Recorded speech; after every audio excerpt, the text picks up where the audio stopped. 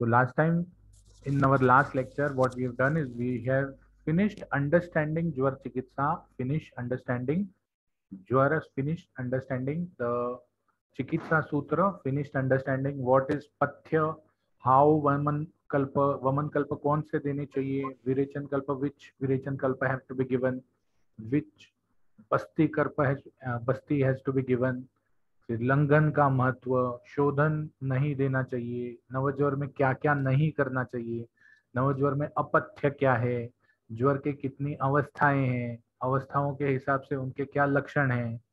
तो all these things we have finished in last lecture. So what we will do today is we will revise the Jwara Chikitsa in 1 or 2 lectures. Jwara Chikitsa is the longest chapter in Charaka Samhita. Charaka Samhita का सबसे बड़ा chapter है. मतलब मेरे पास जो book है उसमें नियरली 112 पेजेस है, 112 पेजेस.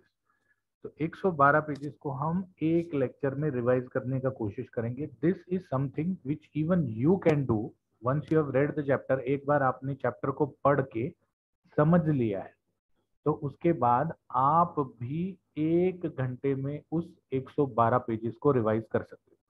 तो चरक के चिकित्सा स्थान में 30 चैप्टर हैं.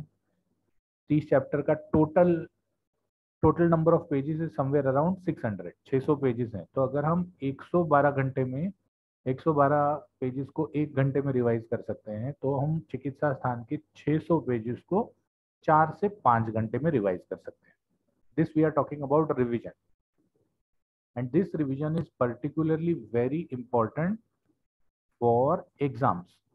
पढ़ने के लिए, अंडरस्टैंड करने के लिए you have to continuously go on reading Charak Samhita. You have to continuously go on referring Charak Samhita. But for exams, when you are expected that थोड़े से टाइम में बहुत सारा अंडरस्टैंड करके लिखना है, तब ये जो मेथड है that is very very very useful. कि जैसे ही कोई क्वेश्चन पूछा जाए ऑटोमेटिकली उसके आंसर्स आपके सामने आना चालू हो जाते हैं. So this is a way in which you are correlating the topic to the answers. So in 1 or 2 lectures we'll try to finish off Jwar and then we will move to Rakta Pitta. At the same time I will be giving two more people I will be giving 2 more people the topic for the charts, and then they will be getting around 30 days to prepare the charts. Not 30 days but 15-20 days तो मिल ही जाएंगे. तो ज्वर चिकित्सा स्थान, रसायन अध्याय पहला अध्याय है, वाजीकरण अध्याय दूसरा अध्याय है, ज्वर चिकित्सा तीसरा अध्याय है. तो इस अध्याय में क्या क्या दिया है उसको पॉइंट वाइज मैंने यहाँ ब्लू कलर में रखा है और उसका जो भी वर्णन है उसको ब्लैक कलर में रखा है. अगर कोई श्लोक इंपॉर्टेंट है तो उसको रेड कलर में रखा है. और जब आप नीचे जाएंगे तो आपको दिखेगा कि अगर कोई चीज याद रखने जैसी है उसके या उसको कली से फूल बनाने के लिए, एग्जाम में कली से फूल बनाने के लिए जो भी पॉइंट्स लगेंगे उनको मैंने ब्राउन कलर में रखा है. तो लेट अस स्टार्ट.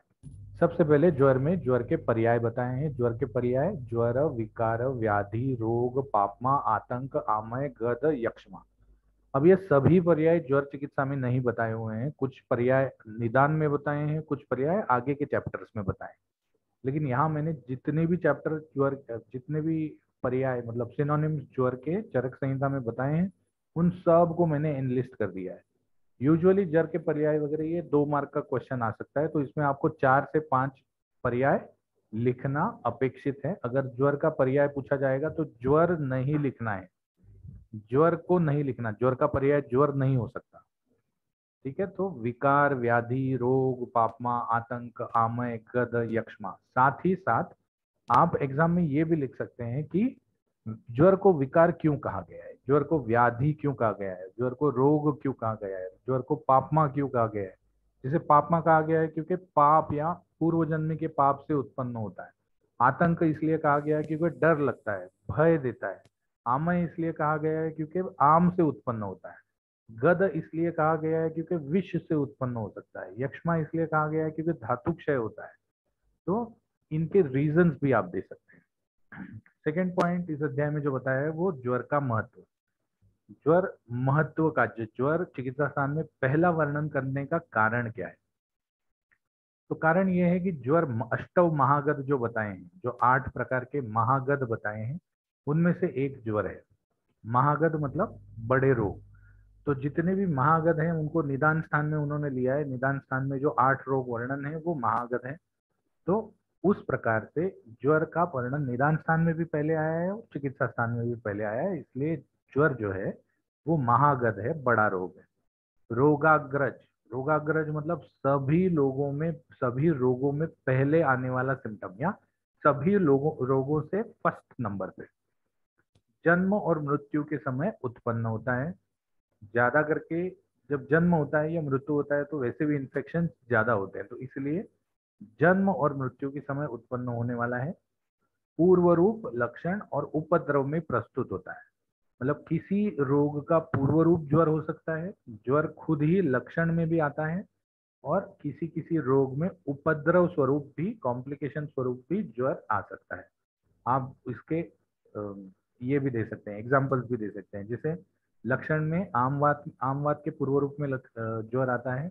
लक्षण में, ज्वर में तो लक्षण ज्वर है ही, और उपद्रव स्वरूप आप श्वास का लक्षण, श्वास का उदाहरण दे सकते हैं जिसमें उपद्रव स्वरूप ज्वर आता है।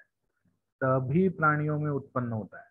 सभी प्राणियों में उत्पन्न होता है मतलब घोड़े से लेके मनुष्य तक, बंदर से लेके सांप तक, सभी प्राणियों में ज्वर व्याधि होती है। जैसे कोई कोई व्याधियां होती है जो किसी किसी प्राणी में नहीं होती। फॉर एग्जाम्पल, बकरी में यक्ष्मा नहीं होता, ठीक है, या घोड़े में यक्ष्मा नहीं होता, होता ही नहीं।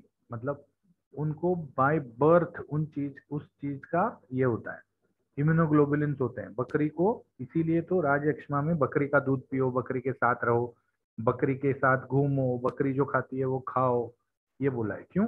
क्योंकि बकरी जो है वो बाय बर्थ उसको एंटीबॉडीज रहते हैं राजयक्ष्मा के अगेंस्ट। लेकिन ज्वर का ऐसा नहीं है।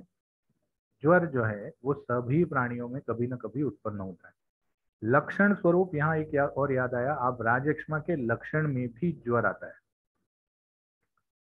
अनेक पर्याय, पर्याय हमने ऊपर देख ही लिए हैं, तो बहुत सारे पर्यायों से जाना जाता है। जब कोई चीज बहुत सारे पर्यायों से जानी जाती है तो इसका मतलब वो ज्यादा प्रसिद्ध है, तो इसीलिए ज्वर महत्वपूर्ण है। दारुण स्वभाव का है। दारुण स्वभाव, दारुण स्वभाव का मतलब है कि ज्वर जो है वो बहुत तकलीफ देता है, शीघ्रकारी होता है, और कभी कभी तो आदमी के प्राण भी हर लेता है। तो इसीलिए दारुण स्वभाव का है, ये ज्वर का महत्व है।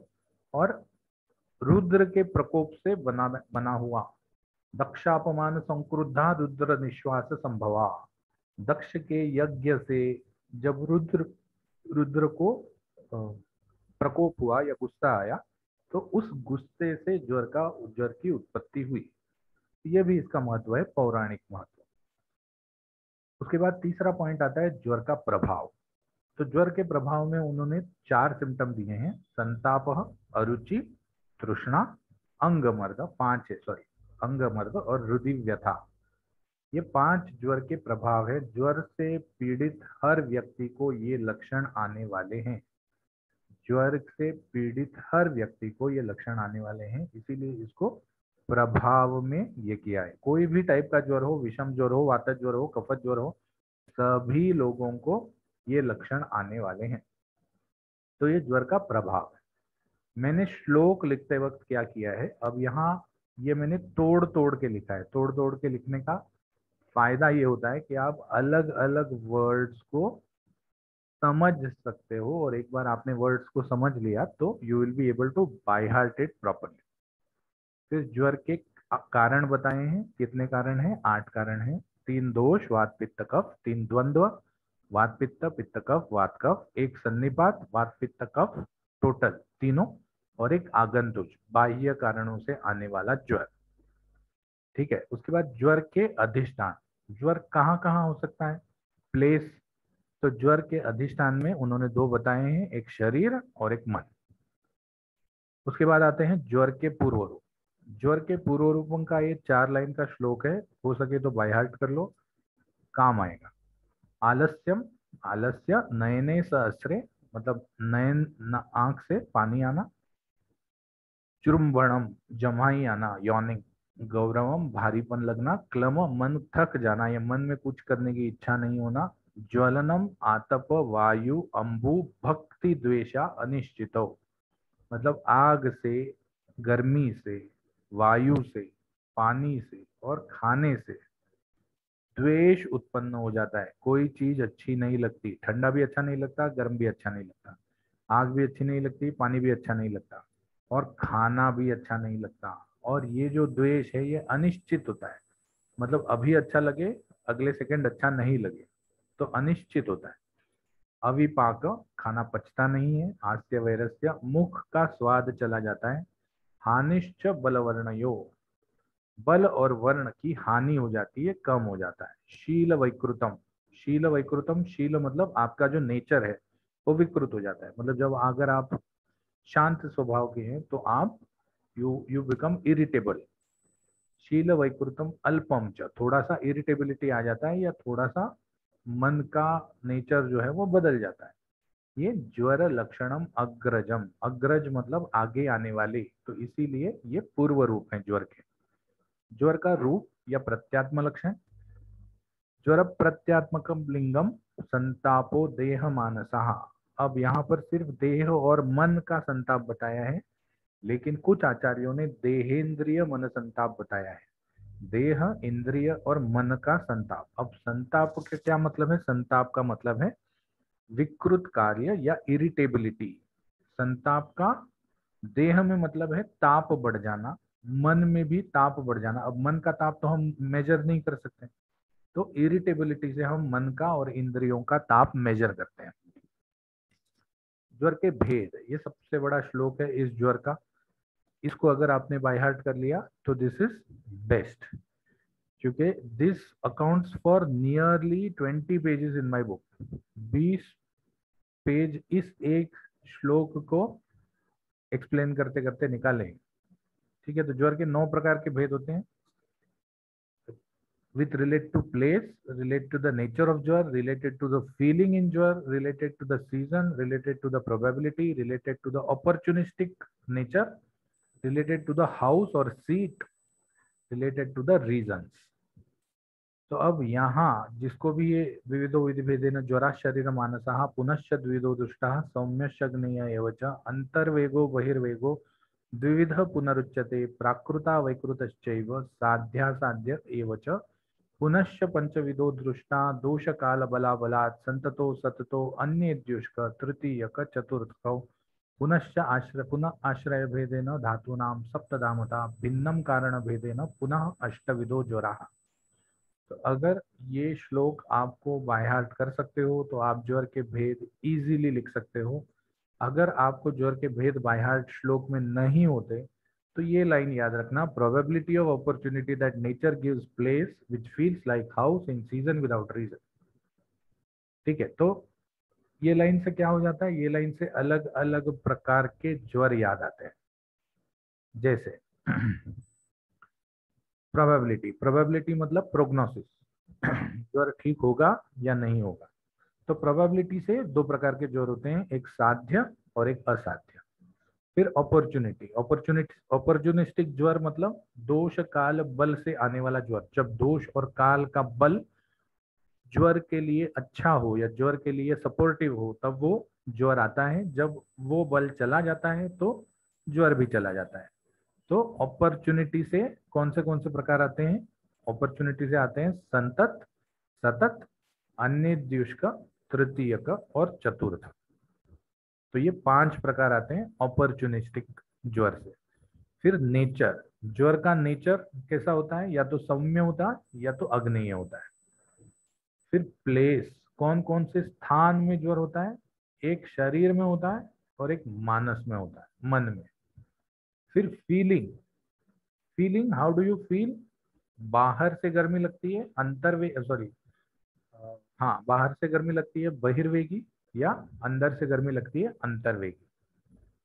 हाउस, सीट, कहाँ कहाँ ज्वर बसा हुआ होता है? तो 7 धातुओं में बसा हुआ होता है, रसगत, रक्तगत, मांसगत, मेदगत, अस्थिगत, मज्जागत, शुक्रगत। फिर सीजन, सीजन के हिसाब से, ऋतु के हिसाब से प्राकृत ज्वर, विकृत ज्वर। विदाउट रीजन, रीजन कितने हैं? 8 रीजन हैं, हमने पहले ही देख लिए थे। 1 दोषज, 3 संसर्गज मतलब 2 दोषज, 3 सन्निपातज मतलब 3 दोषों के वजह से होने वाला 1, और भिन्न कारण के वजह से होने वाला या बाह्य कारण होने के वजह से होने वाला आगंतुज 1 प्रकार, जिसके फिर से 4 प्रकार बताए। तो ये ज्वर के भेद हो गए। Probability of opportunity that nature gives place which feels like house in season without reason. यहाँ पे every second word is a mnemonic, the middle word is not a mnemonic, ये ध्यान रखने का जरूरत है। तो दैट से कोई प्लेस या गिव्स से कोई प्लेस ढूंढना नहीं, विच से कोई प्लेस ढूंढना नहीं। Probability of opportunity that nature gives place which feels like house in season without reason. तो दिस इज द भेद ऑफ ज्वर। अब ये ज्वर के भेद जो हैं, ये आप कैसे लिखोगे, एग्जाम में कैसे लिखोगे? तो शारीर ज्वर और मानस ज्वर को जब डिस्क्राइब करोगे, तो शारीर ज्वर और मानस ज्वर में ध्यान रखना है कि शारीर ज्वर में लक्षण सबसे पहले पूर्व में, पहले लक्षण शरीर में आते हैं, फिर मन में जाते हैं। दोष शारीर ज्वर में वात, पित्त और कफ की वजह से ज्वर आता है, वेरेज मानस ज्वर में रज और तम की वजह से ज्वर आता है। लक्षण शरीर ज्वर में शरीर इंद्रिय का संताप होता है, शरीर गर्म हो जाता है, अरुचि हो जाती है, अविपाक हो जाता है। जबकि मानस ज्वर में मन में लक्षण आते हैं, इरिटेबिलिटी होती है, चिड़चिड़ ज्यादा होती है, कुछ करने की इच्छा नहीं होती, सोए रहने की इच्छा होती है, क्लम आता है। तो ये लक्षण जो है ये मन में उत्पन्न होते हैं। साध्यासाध्यत्व, साध्यासाध्यत्व को इस जगह के बाद मैंने एस एस लिखा है सब जगह, ओके, एस एस लिखा है। तो साध्यासाध्यत्व में शारीर दोष जो है या शारीर ज्वर जो है वो साध्य है, जबकि मानस ज्वर जो है वो असाध्य है। असाध्य मतलब कृत साध्य है। कारण क्या है? क्योंकि शारीर ज्वर जो है वो तो बाहर है, दोष बाहर है, अंदर नहीं है। हमको तो ये भी पता नहीं कि मन होता कहाँ है। तो मन से होने वाले लक्षणों से होने वाला ज्वर जो है वो कैसे ठीक करेंगे? शारीर में तो हमको पता है कि शरीर में, पूरे शरीर में वात, पित्त और कफ घूमते रहते हैं, उनके लक्षण समझते रहते हैं, उनमें आप ट्रीटमेंट कर सकते हो, उनके पूर्व रूप समझ में आते हैं, उनकी चिकित्सा इजी है। तो इसीलिए शारीर साध्य है और मानस जो है वो कृत साध्य है, या याप्य है या असाध्य है। लेकिन आप साध्य और असाध्य के भेद से लिख सकते हैं। फिर नेचर के भेद से सौम्य और अग्नेय 2 प्रकार आ गए। तो अब सौम्य में उन्होंने क्या कहा है कि सौम्य जो है वो वात कफज है, और अग्नेय जो है वो वात पित्तज है। साथ ही साथ उन्होंने ये भी बताया है कि सौम्य और अग्नेय में वात कॉमन है, और वात की ही वजह से सौम्य और अग्नेय 2 अलग अलग पार्ट हुए हैं। वात को उन्होंने योगवाही बोला है, योगवाही परम वायु संयोगात उभयार्थकृत। वो श्लोक याद है? श्लोक योगवाही परम वायु संयोगात उभयार्थ कृत, मतलब जिस चीज के साथ संयोग हो जाता है उस चीज के लक्षण या उस चीज का कैपेसिटी बढ़ा देता है वायु। इसके लक्षण क्या क्या आते हैं? सौम्य ज्वर में गर्म चीजों का विपरीत लक्षण आते हैं। सौम्य ज्वर में गर्म चीजों की इच्छा होना, और अग्नेय ज्वर में ठंडी चीजों की इच्छा होना, ये विपरीत इच्छा वाली लक्षण आते हैं। तो अब इसमें और एक चीज देखना है कि साध्यासाध्यत्व क्या है। मैंने पहले भी बोला था कि हर प्रकार के ज्वर के भेद में आपको साध्यासाध्यत्व याद से लिखना है। तो साध्यासाध्यत्व में अगर दोष, अब यहाँ सौम्य या अग्नेय में से कोई साध्य कोई असाध्य नहीं होता। अगर दोष ज्यादा है, रोगी का बल कम है, तो सौम्य ज्वर और अग्नेय ज्वर असाध्यता की तरफ मुड़ जाते हैं। फिर प्रोबेबली नेचर के बाद आता है फीलिंग। तो where you are going to feel the ज्वर, क्या आपको अंदर गर्मी लगती है या बाहर गर्मी लगती है? अंदर गर्मी लगती है तो उसको अंतर्वेगी बोलते हैं, बाहर गर्मी लगती है तो बहिर्वेगी बोलते हैं। तो लक्षण क्या होंगे? लक्षण यही होंगे कि अंतर्वेगी ज्वर बाहर से समझ में नहीं आता, अंदर चुभन होती है, दाह होता है, जलन होती है, अंदर बहुत पेशेंट को तकलीफ होती है, लेकिन बाहर से ज्वर समझ में नहीं आता। और बहिर्वेगी में क्या क्या होता है? बहिर्वेगी में ज्वर मारदा हो जाता है, बहुत गर्मी हो जाती है, स्वेद आ जाता है बहिर्वेगी में। अंतर्वेगी में स्वेद नहीं आता, बहिर्वेगी में स्वेद आ जाता है। बहिर्वेगी में अरुचि हो जाती है, मतलब गैस्ट्रो इंटेस्टिनल सिस्टम के ज्यादा लक्षण आते हैं। और साध्यत्व में जो बाहर से समझ में आता है, क्योंकि अंतर्वेगी में जितने भी सिम्टम्स हैं वो डॉक्टर को समझ में नहीं आते, बहिर्वेगी में सिम्टम्स डॉक्टर को समझ में आते हैं। तो इसीलिए बहिर्वेगी ये साध्य है और अंतर्वेगी कृत साध्य है। फिर सीजन के हिसाब से, सीजन का मुझे याद है हमने क्लास में बहुत डिस्कस किया था, प्राकृत और विकृत। तो इसमें प्राकृत और विकृत जो है, ये दो ज्वर सीजन के हिसाब से आते हैं। तो अगर वसंत में आया हुआ कफत ज्वर है तो वो प्राकृत ज्वर है, क्योंकि वसंत में कफ का प्रकोप होता है, और कफ का प्रकोप होने से उस समय में कफत ज्वर अगर आता है तो वो प्रकृति के हिसाब से या नेचर के हिसाब से या सीजन के हिसाब से आया हुआ है। लेकिन अगर वही ग्रीष्म ऋतु में कफत ज्वर आए तो ग्रीष्म ऋतु ये कफ के शमन का ऋतु है। तो कफ नॉर्मली कम हो रहा है, लेकिन इस रोगी के शरीर में कफ बढ़ गया है, तो इसका मतलब कुछ ना कुछ विकृति है, तो इसे विकृत ज्वर कहते हैं। तो उत्पत्ति बतानी है आपको कि जो दोष जिस ऋतु में प्रकोपित हो जाए उस ऋतु में उस प्रकार का ज्वर आना, ये प्राकृत ज्वर का विधान है। और जो रोग जिस ऋतु में शमन होता रहे उस ऋतु में उस प्रकार का ज्वर आना, ये विकृत ज्वर है। साध्यासाध्यत में कौन सा ज्वर साध्य होगा? प्राकृत ज्वर साध्य होगा, क्योंकि उस सीजन में हम उस दोष के लिए कोई ना कोई ट्रीटमेंट करने ही वाले हैं, तो उससे ज्वर भी शांत हो जाएगा। क्योंकि वसंत में हम वमन करते हैं, कफत ज्वर आया है तो वमन करने से कफ भी निकल जाएगा, तो कफत ज्वर भी शांत हो जाएगा। तो इसीलिए वसंत में होने वाला कफत ज्वर और शरद में होने वाला पित्त ज्वर साध्य है। विकृत ज्वर जो है वो कृत साध्य या असाध्य है। इसमें विशेष उन्होंने एक्सेप्शन बताया है वातज ज्वर। वर्षा में होने वाला वातज ज्वर जो है वो प्राकृत होने के बावजूद भी असाध्य है, प्राकृत होने के बावजूद भी कृत साध्य है। कारण क्या है? क्योंकि वात जो है ज्वर में लंघन देते हैं और वात लंघन से बढ़ जाता है, तो इसीलिए वातज ज्वर जो है वो वर्षा ऋतु में जब आता है तब वो कृच साध्य है। तो आप उसका कारण भी लिख सकते हैं। फिर प्रोबेबिलिटी के ऊपर से साध्य और असाध्य, प्रोबेबिलिटी के ऊपर से प्रोग्नोसिस के ऊपर से साध्य और असाध्य। साध्य ज्वर और असाध्य ज्वर कैसे होता है? दोष काल रुग्ण और बल के हिसाब से आने वाला जो ज्वर है वो साध्य और असाध्य दोनों हो सकता है। जैसे अगर दोष ज्यादा है तो असाध्य, दोष कम है प्लस माइनस, दोष ज्यादा है तो असाध्य, दोष कम है तो साध्य। काल के हिसाब से आने वाला दोष जो है प्राकृत ज्वर जो है वो है तो साध्य, विकृत है तो असाध्य। रुग्ण का बल ज्यादा है प्लस में है तो साध्य, रुग्ण का बल कम है तो असाध्य।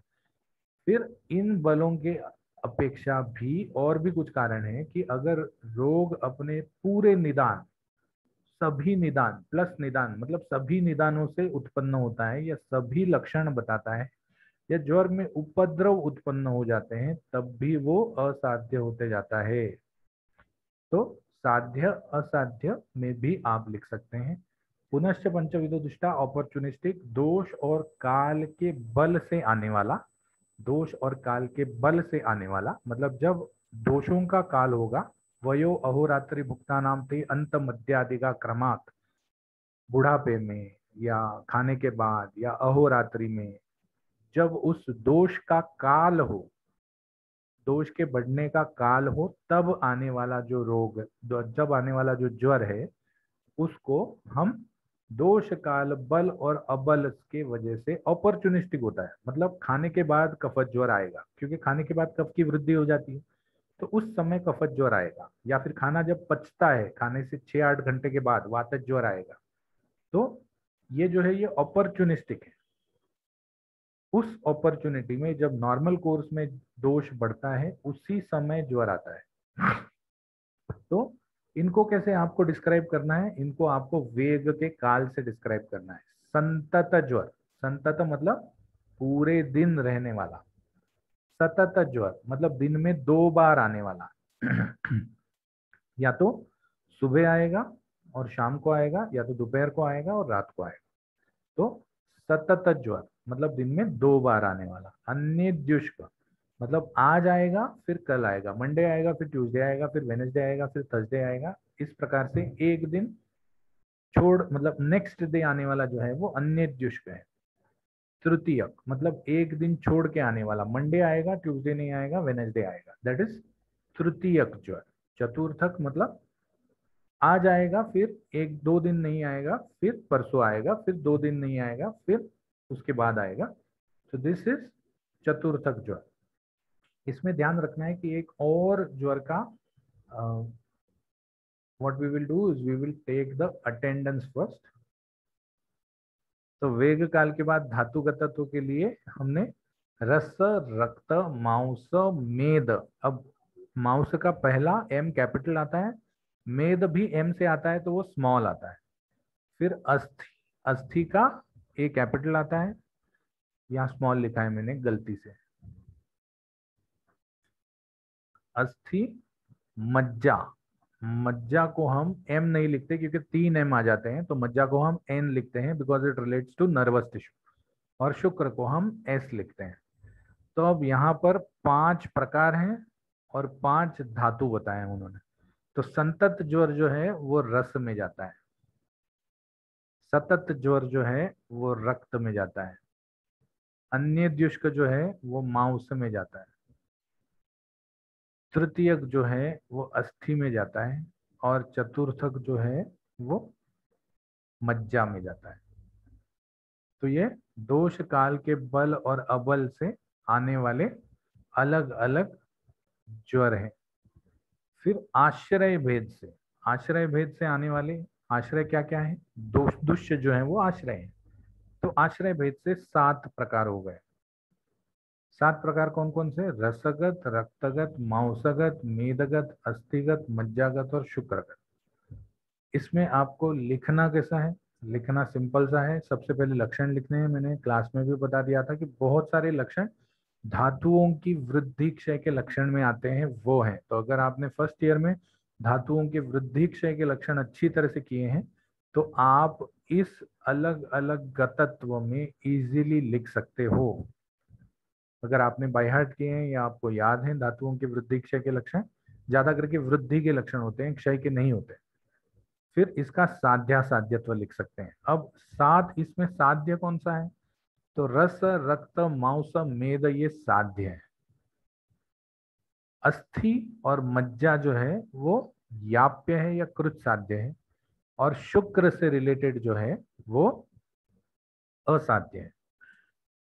शुक्र से रिलेटेड उन्होंने बोला है कि आत्मा, वायु, अग्नि इन सब को लेके ज्वर शरीर से बाहर निकल जाता है। फिर आता है कारण भेद से ज्वर। कारण भेद से कौन कौन से ज्वर होते हैं, तो वातज, पित्तज, कफज, एक दोषज के 3, वात पित्तज पित्त कफज और कफ पित्तज, वात पित्तज पित्त कफज और वात पित्तज संसर्ग के 3, और सन्निपात वात पित्त कफज 1, साथ ही साथ आगंतुज बाह्य लक्षण के कारण 1। अब इसमें लक्षण मैंने क्लास में बता दिया था कि अगर आप एक दोषज 3, एक दोषज जो 3 है उनके लक्षण अगर आप बाय हार्ट कर लो, मैं दोनों स्लाइड भी डालूंगा और ये भी डालूंगा मूडल पर। तो अगर आप इनके लक्षण बाय हार्ट कर लो तो आप संसर्गज के लक्षण आराम से लिख सकते हो। सन्निपातज के लक्षण अलग हैं, जिसके लिए नीचे यहाँ 9 नंबर का पॉइंट है। और साध्या साध्यत्व में एक दोषज साध्य होते हैं, द्विदोषज जो है वो कृत साध्य होते हैं, सन्निपातज जो है वो याप्य या असाध्य होते हैं। आगंतुक जो है वो कारण के बल के ऊपर साध्या साध्यत्व होता है उसका, कारण के बल के ऊपर। अब ऊपर वाला श्लोक के जितना ही बड़ा श्लोक ये है, सन्निपातज ज्वर लक्षण, ये मैंने क्लास में बताया था कि यहाँ ऊपर से चालू करते हैं। सबसे पहले क्षणिदाह क्षणिसितम अस्थि संधि शिरोरुजा, ये जनरलाइज्ड बॉडी का है। फिर ये दर्शने नयन का है, फिर ये कंठ का है, फिर ये तंद्रामोह ये भी वापस से अलग अलग प्रकार के है। ये जिह्वा का है लक्षण, ये थूक का है लक्षण, उसके बाद ये शीर का है, निद्रा का है, फिर श्वेत मूत्र पुरुष मल का लक्षण बताया है, कंठ कूजनम बताया है, स्किन के ऊपर क्या क्या होता है वो बताया है, मुखत्वम स्रोतसाम पाको स्रोतस अंदर अंदर की बाजू क्या होता है वो बताया है। तो ये सभी लक्षण जो हैं ये अलग अलग प्रकार के हैं। तो अगर आप ये भी श्लोक बायाट कर सकते हैं, क्षणिदा क्षणिशितम अस्ति संधि सिरुजा शास्त्रावे कलुषे रक्ते निर्भुग्ने च दर्शने सस्वरे स्वरुजो कंठो कंठ शुक इव आवृता तंद्रा मोह प्रलापश्च कास श्वास अरुचि भ्रमा, ये भी पूरा श्लोक अगर आप बायाट कर सकते हैं तो that will be better. Otherwise आप एटलीस्ट ये तो समझ लीजिए कि कहाँ कहाँ लक्षण दिखते हैं और किस किस प्रकार के लक्षण दिखते हैं। उसके बाद 10वां पॉइंट आ जाता है आगंतुक ज्वर। आगंतुक ज्वर के उन्होंने 4 प्रकार बताए हैं। 4 दोष घाट घाट का पानी संग पी के शाप प्राप्त कर लेते हैं। तो अभी 4, अभिघात, अभिसंग और अभिशाप। अभी 4 जो होता है, ये 4 जो होता है इसका मतलब 4 लोग मिलके उन्होंने काला जादू कर लिया। तो अभी चारज ज्वर जो होता है वो काला जादू, ब्लैक मैजिक, इससे रिलेटेड होता है। अभिघात ये ट्रॉमा से रिलेटेड होता है, ट्रॉमा या पॉइजन से रिलेटेड। उसके बाद अभिसंग ये मन से रिलेटेड होता है, मेंटल चीजों से रिलेटेड। और अभिशाप किसी के शाप और हाय से, कर्स और हाय से रिलेटेड होता है। याद है मैंने एक क्लास में बोला था मेरे करण अर्जुन आएंगे, वो वाला। तो ये अभिशापत ज्वर होता है। तो अब आगंतुक ज्वरों को अलग से वर्णन क्यों किया है? आगंतुक ज्वरों को अलग से वर्णन इसलिए किया है क्योंकि इसमें दोष वृद्धि पश्चात होती है, पहले दोष वृद्धि नहीं होती। पहले दोष ज्वर आता है, उसके बाद दोष वृद्धि होती है। और चिकित्सा का वैधर्म्य है, अगर आगंतुक ज्वर की चिकित्सा अलग तरह से की जानी चाहिए। निज ज्वर की चिकित्सा या उपरोक्त जितने भी ज्वर हैं उनकी चिकित्सा जैसे की जाती है उस प्रकार से चिकित्सा नहीं की जाती। चिकित्सा वैधर्म्य होने की वजह से आगंतुक ज्वर की चिकित्सा की अलग है, इसलिए इसको अलग तरह से बताया है। So what we will do is we will end this meeting and we will start one more meeting. I will wait for around 2 to 5 minutes.